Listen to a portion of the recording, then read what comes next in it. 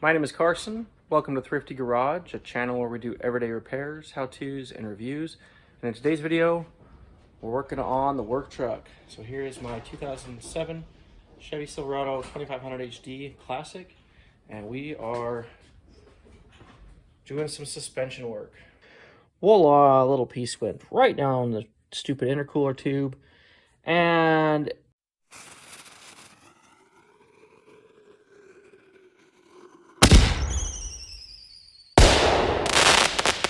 so just getting cleaned up and ready for day two. I just released a video where we kind of introduced this project, and we're going to do this project before a snowstorm, but didn't get into it. So where we're at in the project is we've got new upper control arms with new ball joints. The old ball joints are bad, so just replaced the whole assembly. These are about 220 a piece. Picked up some new Moog lower ball joints, pressed that in yesterday. We've got new shocks for this. Just cheap O'Reilly shocks. New CV shaft because this boot was leaking, which made a mess over here and slung grease and oil everywhere. I've pretty much cleaned it up. Getting the brakes turned, so we put new brakes on. Also have some Hawk Performance brake calipers, which we put on a while ago, and we're going to be reusing those. Those still have really good life left in them. In fact, they're right here. So right here is those Hawk.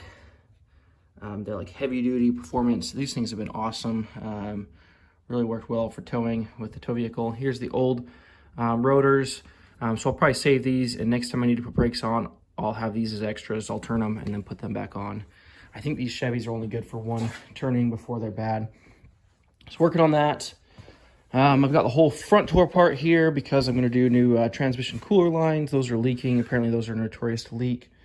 So I only had, I think 2 were leaking, but I ended up getting 3. So we're just gonna do them all. And then still got to tear apart this side and do this side. So here's the old upper control arm. Here is the broken and leaking upper ball joint. Still pretty good. It doesn't have a ton of free play in it, but I want to just take care of it. This has some grease on it, but that's still looking pretty good. The lower ball joint, you can see there. Starting to get blown out. The rubber's pretty tore up, so I'm going to replace that. This CV shaft looks good. These end links I could replace, but those can easily be done at another time for this sway bar. And then the other big thing is we got a leaking front differential. So again, another notorious problem with these is leaking front axle seals. So I pulled off this assembly. We'll show you that in a second. Here is the end of the CV shaft, and where this goes in, this seal right here leaks on these front differentials, the front axle seals. Apparently this side I can just pop off, and this one, it's easier to pull off the whole assembly. 5 bolts pulled right off. Really actually pretty simple and easy. I also had 2 bolts up here, and I decided to kind of do this all together. Here's our transmission cooler lines. I'm going to repair those now that I'm deep in here. And then we'll kind of work backwards out of here, and you can see how much oil is just slung all over from the front differential. So here's the other half of the front axle, front differential. So this flange, apparently you can't pound this one out. You have to take apart the assembly, pull this all apart, pull off the C-clip, and then you can drop the axle shaft out, replace the seal down there, and then put it all back together. So that was actually, when I looked up on YouTube how to do this, I was a little bit frustrated that I had to pull this off. But after I pulled it out, seeing how easy it was, I'm pretty happy about it. One odd thing was this little guy right here.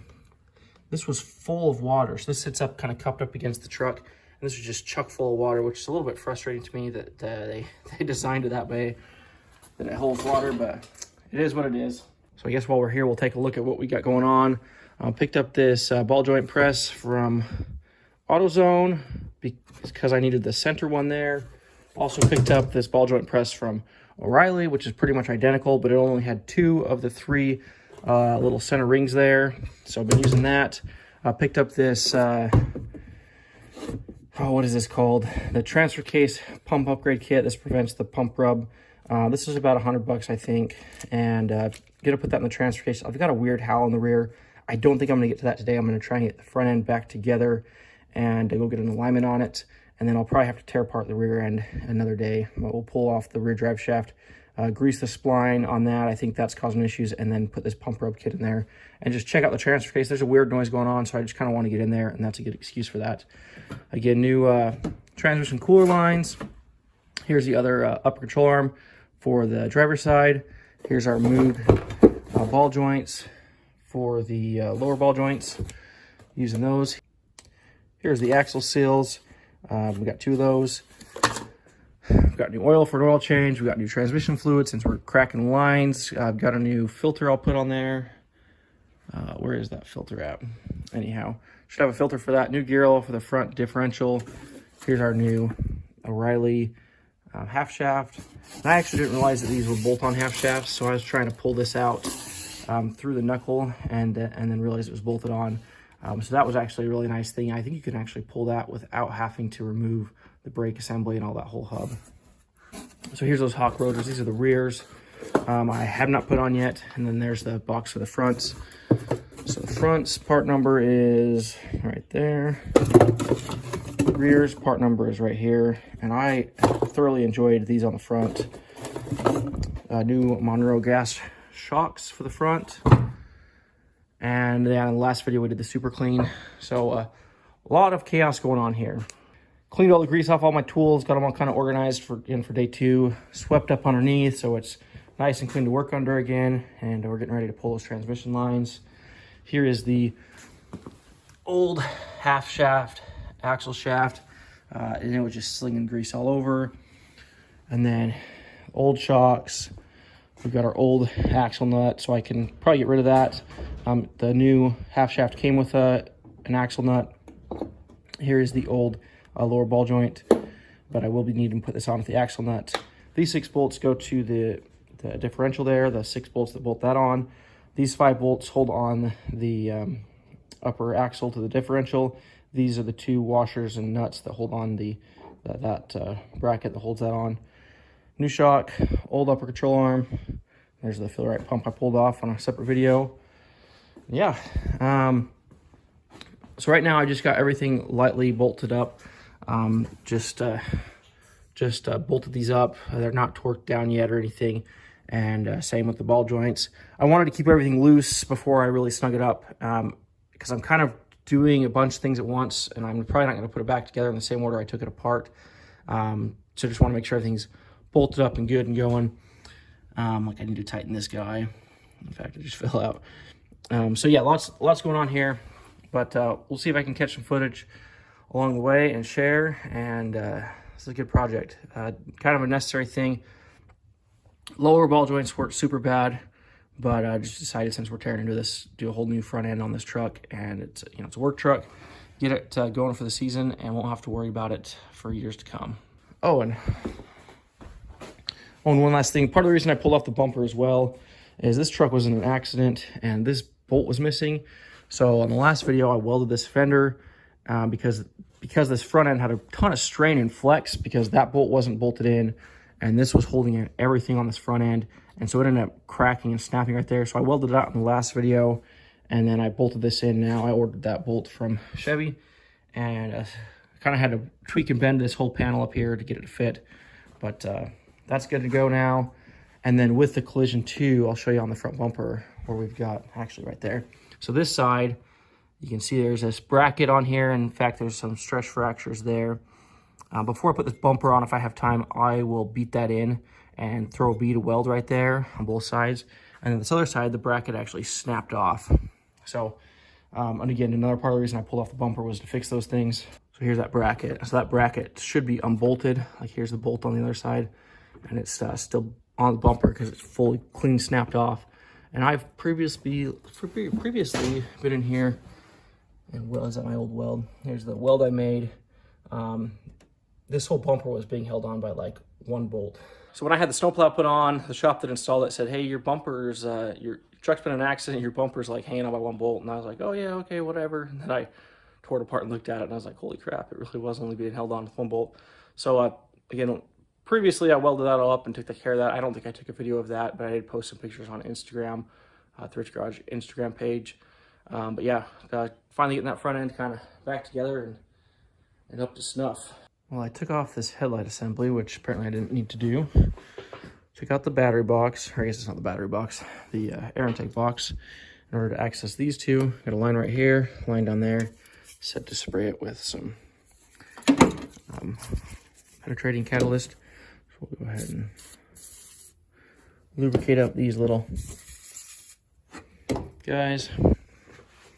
So what we've done is we've cracked off these rings. These are just like a little protective cover.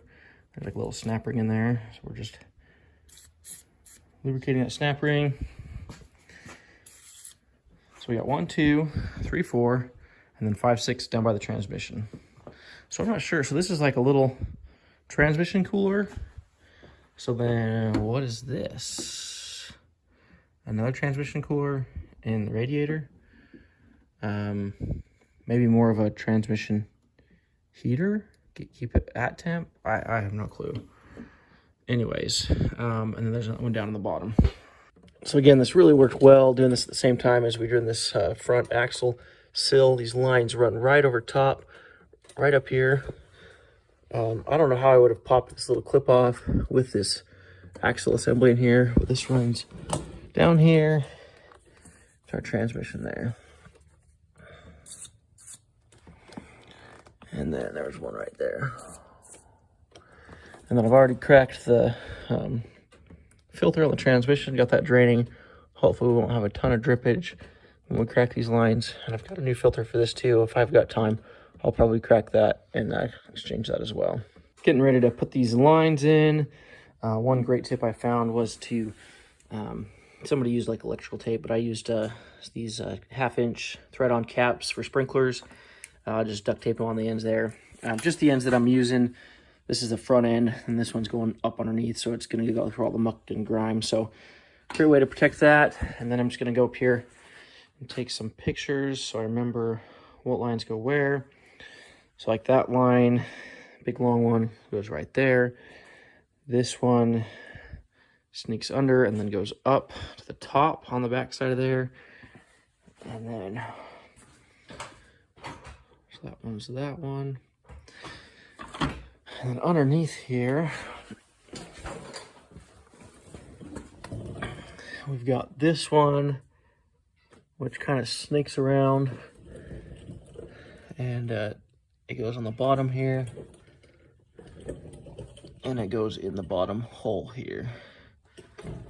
And then the other one on top there is the one that goes to the right front. And then so this one goes to the right front, this one goes to the lower of the radiator, and then the upper radiator goes to the left front.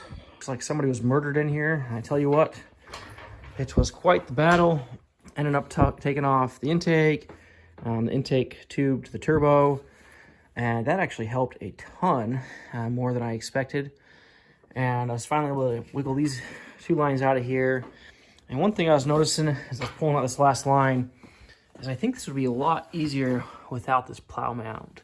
So this plow mount right here sits below the frame and it pops out quite a bit too. And that really takes up some space where those lines can kind of curl up and go in there. But got them all removed. Quite the struggle. And I think I'm going to give up here. We'll just wipe our hands clean and pass this job on to someone else. Just kidding. This would be the worst time to send this to somebody else. First of all, there's no suspension. Second of all, gotta put the tires on. Somebody have to tow it off. And any mechanic that's dealt with this type of situation where a customer starts a project, doesn't finish it, it's never fun to put back together. You know, working on vehicles, mechanicking, all that stuff, it's like a big puzzle, but it's a puzzle that you take apart and put back together. And when the puzzle comes to you in pieces, ain't nobody got like that. Anyways, we'll keep trucking and put this back together. This is these hoses are a lot more work than I expected them to be, and I'm glad I'm doing it because I'm sure a shop would charge accordingly. But yeah, we'll get them back in. Looks like the transmission fluid I put in about 10,000 miles ago is looking great. So I'm going to put new stuff in anyways, but the fluid looks great. Hopefully the transmission's doing well. Like I said, I'm going to drain that pan. I've got a new pan filter for it too. We'll go ahead and slap that on and and get this back on the road. Hopefully sooner rather than later. We got a lot of work to do still. Feeling like I tore it apart way further than I expected. Okay, after much frustration, finally got these lines temporarily in place, kind of lined up. This last line was the hardest. The order I found worked best for these is do this one, remove it first, install it last. It kind of goes across the whole thing and covers up the other two. And then I think this one I did second, and then the other one I did third. And then another tip underneath here.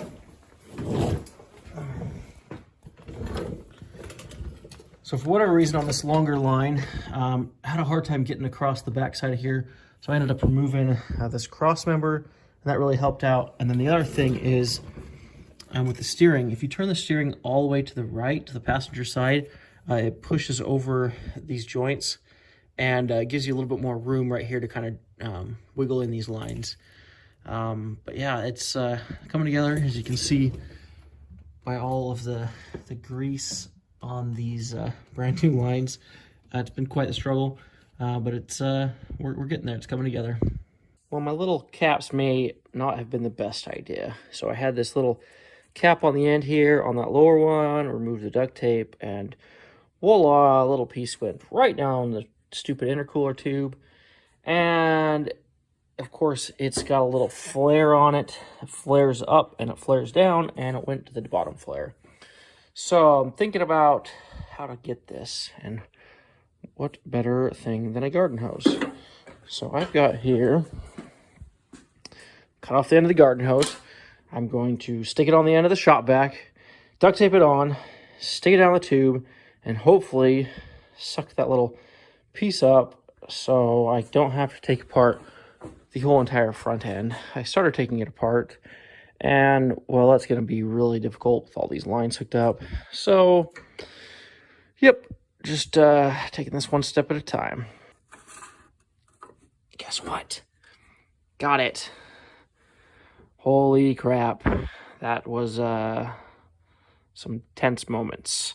So the vacuum was able to suck it up the tube a little bit, and it wasn't able to suck it through, but it kind of left it on top on that shelf. And I was just like, crap. Reached in there, and I was like, holy crap, it's right there. Pulled it out. You can see there's a ton of oil residue in here. Apparently, that's from the PCV valve, positive crankcase ventilation.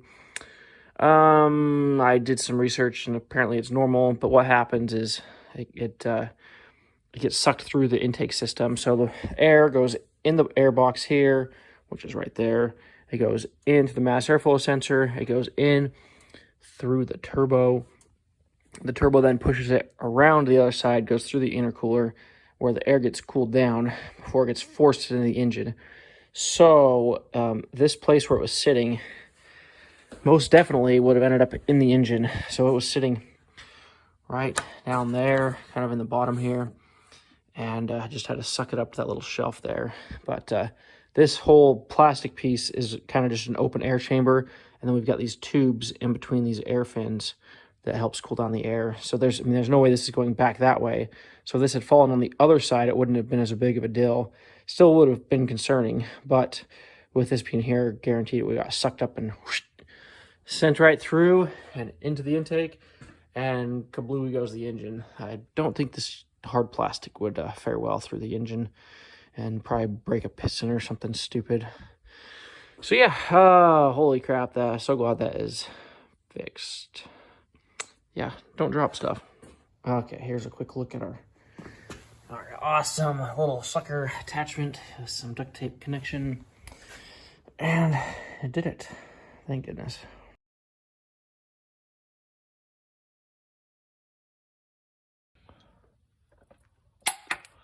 Okay, got all these torqued down to 20 foot-pounds. What I found on 9. Still need to buy a filter. They're closed right now. Need to pop that drain plug back in, and then going to move probably back to, I can do an oil change later. Probably going to work on this guy now. So I'm going to replace my axle seals, at least on this side. I get the passenger side suspension and everything back together. And then I can move to the driver's side, removing it. So as I mentioned before, it wasn't my plan to tear this apart. Much easier than I expected it to be. Again, like I said before, looking at this gear oil, it doesn't look super bad. I mean, it's certainly not clean. I'm glad we're going to be putting new stuff in here. I guess it's not horrible. Just heavier weight oil. But yeah, simply pulled up this guy. It's a full assembly. This snap ring was a pain in the butt. And that's the reason it wouldn't pull out otherwise, is this had to overcome this. So this snap ring goes right here. Couldn't get that to pull out by just hammering here, so we had to take this whole thing out. Pull off those two rings, and then just slid the shaft off. And now we got to deal with our seal right there. So it looks like we got a roller bearing behind there. Put a new seal in here and work on the other side. Get our axle shaft back in, our half shaft. Oh, this is a project. This is the end of a 2-day ordeal. And we're still a long ways from trying to use the truck this weekend. But this whole suspension needs to go back together. Finally got all our transmission cooler lines hooked up. Transmission is basically ready for a filter and fill. But then I still have this whole other side to do. Seal, all new suspension there. So this is a pretty big project. And I'm really glad that I'm doing this all at the same time. Like these transmission lines, I think those are way easier because I'm doing these axle seals at the same time. And the suspension, I wasn't actually planning on doing the suspension, but with the axle half shaft, just decided to go ahead and do that. So lots of parts still over there on the bench to put back on.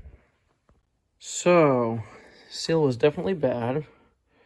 Got some big chunks coming out of here. Having a fun time getting that out. But I was wiping down this axle shaft, and I am really worried about this guy. So bearing guides right here. Everything looks pretty good for that. I mean, you can fill an edge right there. But the thing I'm concerned about, I mean, look at that pitting. I mean, this is just super pitted there. And this upper section, not as, yeah, it's pretty bad. It's just, I might need a new shaft here or turn this or something to get these ridges out of here. Yeah, I'll have to see how much a new one of these is from the dealership. This has me concerned. You know, what does the other side look like? Everything from the dealership's actually gotten here pretty quick, within 1 or 2 days. But some of these more special parts might take longer. But yeah, like the seals and oh, what else did I get from them? Body bolt and stuff like that all came in pretty quick. So that's what I'm dealing with right now. We'll look up a new one of these end shafts, see what other solutions we have. I haven't heard of this being a problem, so I'm shocked about that. I'll have to do some research and see if it is a problem and what people are using as a solution. Okay, should we crank on the welder? I disconnected the battery, cleaned up some stuff with the wire wheel real quick. Got this guy. I'll buzz this one on. Should go pretty quick. And then this other side, we just got these two little spots. Tried banging these off, and whenever I hit that one, this one pops out and vice versa. So I'll have to weld one side and then hammer back on the other side. But for now, that'll make a good ground. We'll, like I said, we'll buzz this together and keep moving forward. The reason I'm doing this now, put the headlights back on, wired it all up, air intake's back on, so all this upper end stuff done. I'm ready to put in trans fluid as soon as I get a transmission filter. And I'm kind of just stuck because I can't work on that differential without a seal puller. So I'm waiting on a seal puller, pull that apart, and I think I'm going to have to find some emery cloth or something to fix this guy. I think this shaft's like $120, so it's not horrible, but shipping might be a problem. So yeah, back to the welding. Okay. This guy all welded up. Not the prettiest thing, but it will do. It will work. And then here's this side. So One thing that I found that is awesome is this fluid film black. I use this on the dump trailer, and fluid film is awesome, and this is even better. So, you know, we don't need to paint this, right? We just do a little bit of, it's still a little warm. So that's one thing I plan to do with this kind of phase of project. If I've got time, I will go around and spray fluid film on the whole truck suspension. Now we're putting these new A-arms in here and all this stuff, upper control arms. All of this. I'll actually probably go to the car wash, wash it off really good, do all the grease and grime, and then come back now that it's dry and spray some fluid film on there and get this truck protected. It is a plow truck, it is a work truck, so it does deal in the salt and the elements, but anything we can do to help protect it a little bit.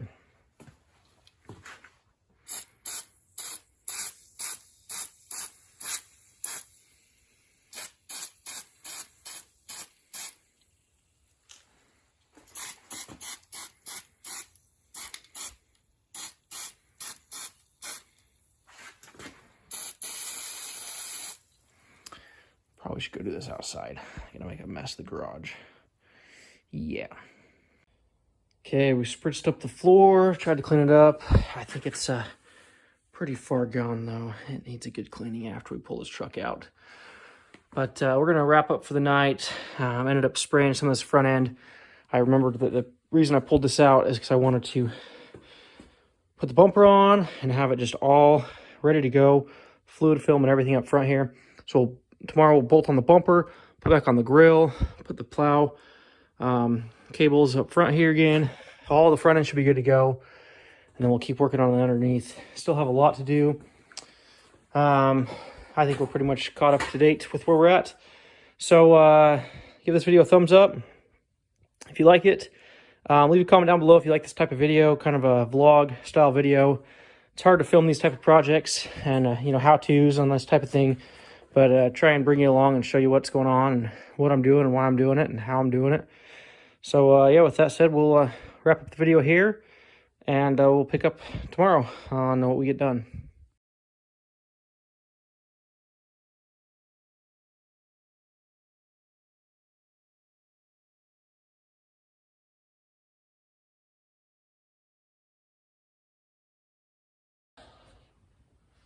It's a work in progress. We'll follow along.